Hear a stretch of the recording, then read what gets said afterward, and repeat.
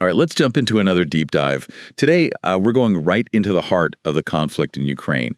Specifically, we're looking at the challenges that soldiers are facing on the front lines. Yeah, it's a place where, what we hear officially and what's actually happening on the ground, they don't always line up, do they? They really don't. And to get a better grasp on that disconnect, we're going to be diving deep into the story of Anton Cherny.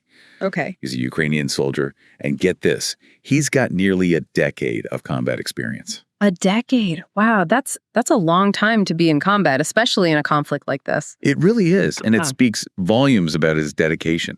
He's been fighting since 2014, has gone through multiple injuries, and he's still absolutely committed to serving his country. But here's the thing, even with all that experience, he's up against some pretty unexpected obstacles. Yeah, the kind of obstacles that make you question the whole support system, the structure of the military itself. Exactly. So let's start with Anton's latest injury. He was hit by shrapnel right in the abdomen, and this happened on his very first assault mission. Oh, wow. After recovering from previous injuries. So talk about heading straight back into the danger zone. Right. And it's kind of wild, but Anton's got a pretty dark sense of humor about these injuries. He's been hit by grenades multiple times, and now he jokes that the only way he'll die is if a grenade makes a direct hit. I mean, I guess when you're facing that level of danger constantly, you got to find a way to cope, right? Dark humor, it's a common thing in those situations. Yeah, it's a way to deal with it all. So imagine this. Anton recovers from an eye injury, gets back to his unit, and how do you think he gets briefed on his next mission? Via WhatsApp. WhatsApp, seriously. That's how they're communicating vital military information. That's what I'm saying. Just a vague message on WhatsApp. Can you believe it? That's just wild, especially for someone with his experience. You'd think they'd have a more formal, structured way of doing things. It really makes you wonder about the level of organization, the planning. And here's the kicker. The guy giving him those orders on WhatsApp, well, he actually tried to hurt himself before to get out of combat. Wow. That's a pretty disturbing detail.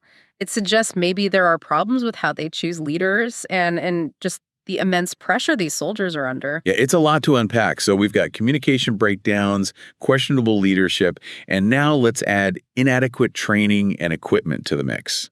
Anton's unit was mostly made up of guys with very little experience, pulled from other branches of the military.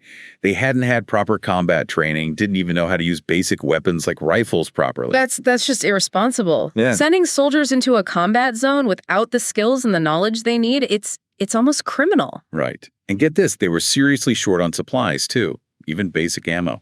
Some guys were sent out with only 2 magazines each. 2 magazines. That's not enough for a decent firefight, let alone a sustained operation. It's a far cry from all that talk we hear about how much they value every soldier, isn't it? It really is. It shows a disconnect between what the higher-ups are saying and the harsh reality on the ground. So, as if all that wasn't enough, Anton finds himself in a bureaucratic nightmare.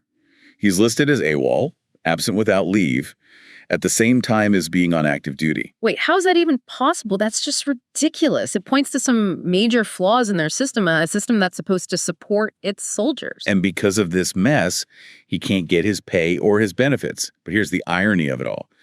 He actually gets awarded a medal by the Minister of Defense. Yeah, while he's stuck in this absurd situation. Yep, while he's in legal limbo. That's unbelievable. It highlights the huge gap between these official recognitions and what's really happening to the soldiers. Now, Anton's story is bad enough on its own, but it's not unique. We've got similar problems happening in the 157th Brigade.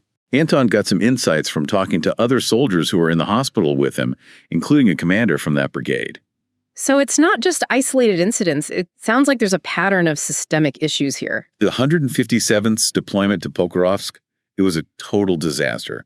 Severely understaffed, no essential equipment, and by all accounts, incompetent leadership. Those are the same problems we keep seeing in Anton's experience. Makes you wonder about the oversight, the accountability at the higher levels. To give you an idea, the 157th was sent in to replace the 72nd Brigade.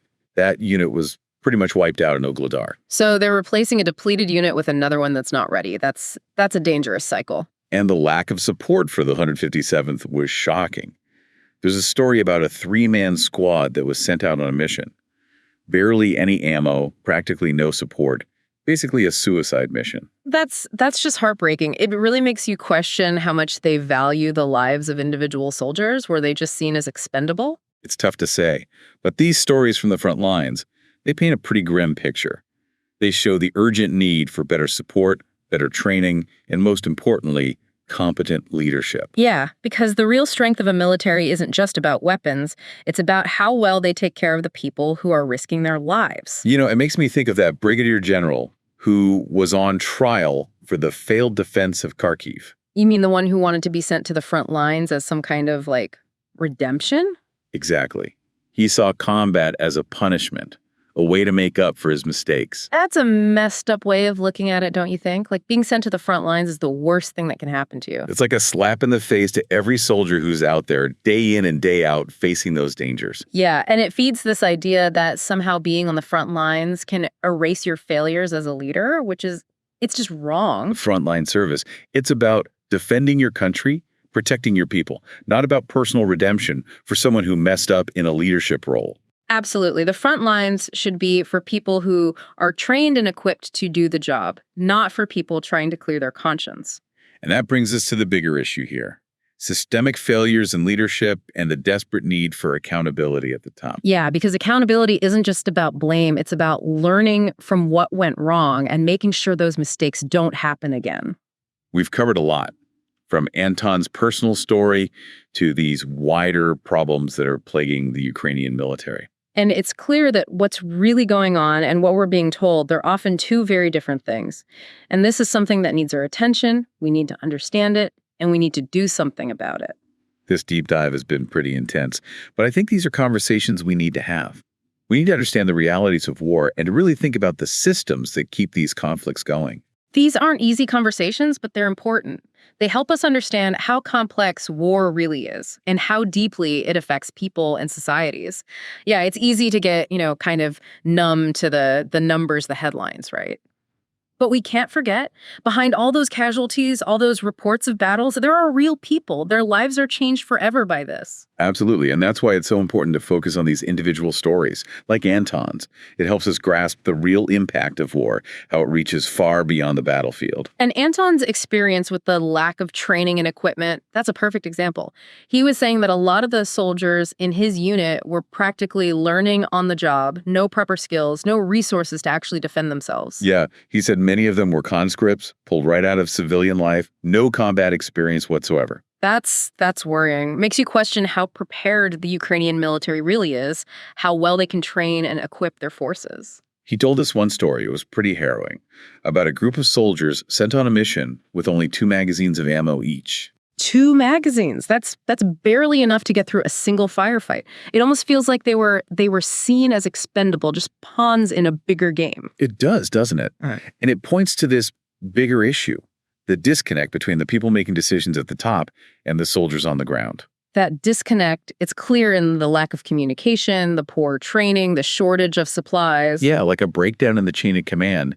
Information and resources aren't getting to the people who need them most. And that can have devastating consequences. Look at what happened with the 157th Brigade. Their story is a perfect example of how these systemic failures can lead to catastrophe. They were sent in to replace a unit that had been decimated in Ugeldar, but they weren't ready at all. Anton learned about it from other soldiers while he was recovering from his injuries. Yeah.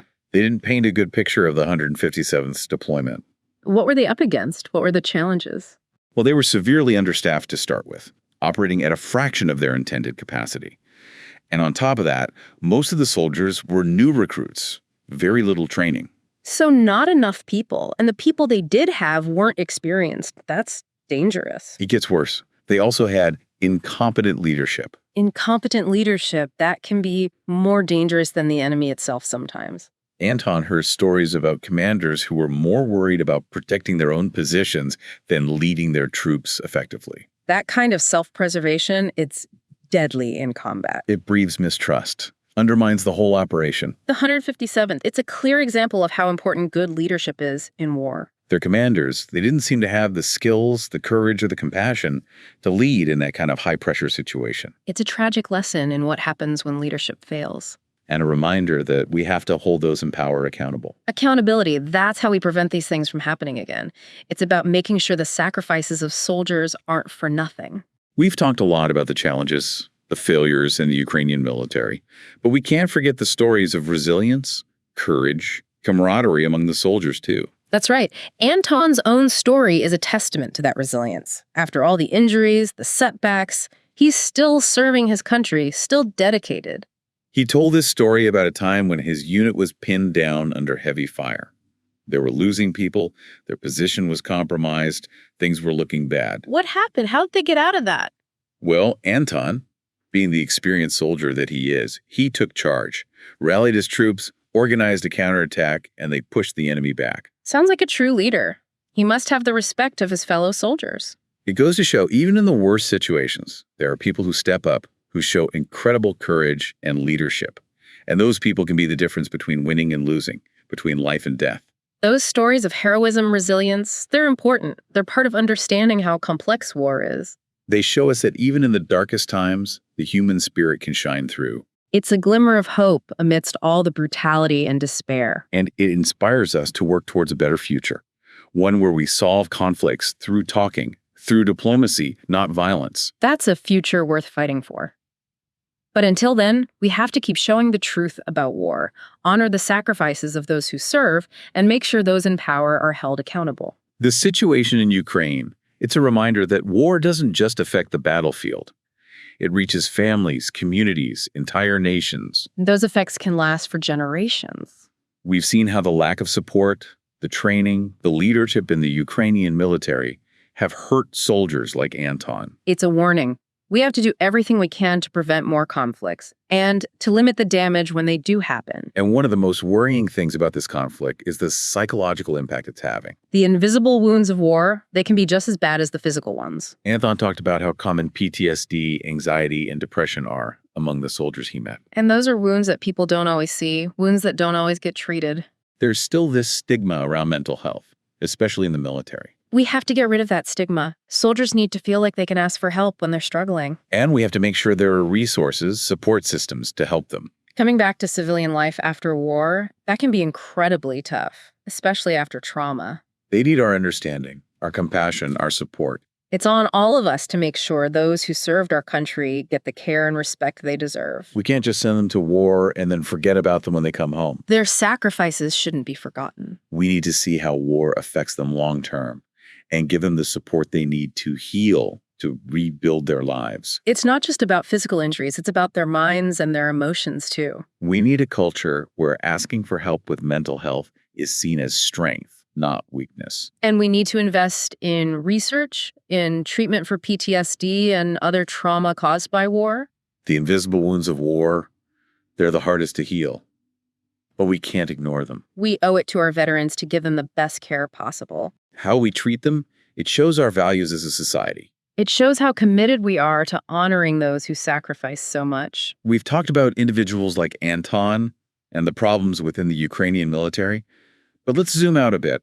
What are the bigger implications of this conflict? This isn't just a regional war. It's affecting the whole world. It's changing the balance of power, testing alliances. It's making us question the future of international security. The conflict in Ukraine, it shows how fragile peace is, and it shows how devastating unchecked aggression can be. It's a wake-up call for everyone. We have to find ways to prevent these conflicts, to resolve things peacefully. The stakes are too high to ignore the lessons we're learning from this war. We have to learn from the mistakes and work together to build a more peaceful world, a more just world. The whole world is watching what happens in Ukraine. And what we do now, it will shape the future of our planet. We can choose to keep this cycle of violence and division going. Or we can choose diplomacy, cooperation, working towards common goals. The way forward is clear, but it takes courage, compassion, and a willingness to change things. We have to stand up for what's right, even when it's hard. We have to hold those in power accountable. And we can't forget the human cost of war. The stories we've heard, they show the resilience of the human spirit. But they also show how fragile peace is. And they show how urgent it is to find peaceful solutions. As we wrap up this deep dive, I want to leave you with a sense of hope. It might seem fragile right now. Hope that we can learn from the past. Hope that we can build a future where war is unthinkable. And hope that the sacrifices of those who serve won't be for nothing. Their stories should inspire us to work towards a world where peace wins. A world where every life is valued and protected. Makes you think, doesn't it? The choices we make now, the things we do or don't do, they can have such a big impact down the line. It's a lot to think about. But we can't just ignore the hard parts of the world, even if they make us uncomfortable. And for Anton, it wasn't just the lack of support, the lack of resources. Yeah. He saw decisions being made by people who seemed totally unqualified. That's asking for trouble. When you're in a war zone, good leadership, that's everything. He told me about this one time. A sergeant, zero combat experience. He was the one assigning missions, sending soldiers out on these really dangerous operations. The sergeant, with no experience, making those kinds of calls for other people, that's hard to believe. I know, right? Anton said this guy, he'd never even been on a combat mission himself. But he was in charge of those guys' safety. It makes you wonder about how they choose leaders in the Ukrainian military. Do they even care about experience?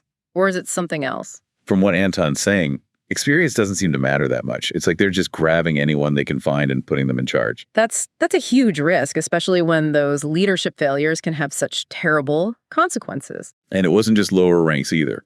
The 157th Brigade, that situation was even worse.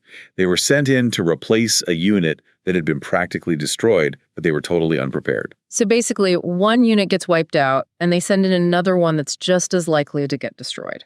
Doesn't make much sense, does it? Not at all. Not enough manpower, no essential equipment, and the leadership was incompetent. It was a recipe for disaster. It's tragic, and it makes you think about the bigger picture, the decisions being made at the top. Anton talked about this incident.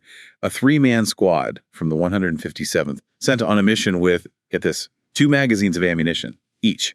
It was basically a suicide mission. That's horrible. It's like those soldiers' lives didn't even matter. Like they were expendable sacrifices for some bigger goal. It makes you question the ethics of it all.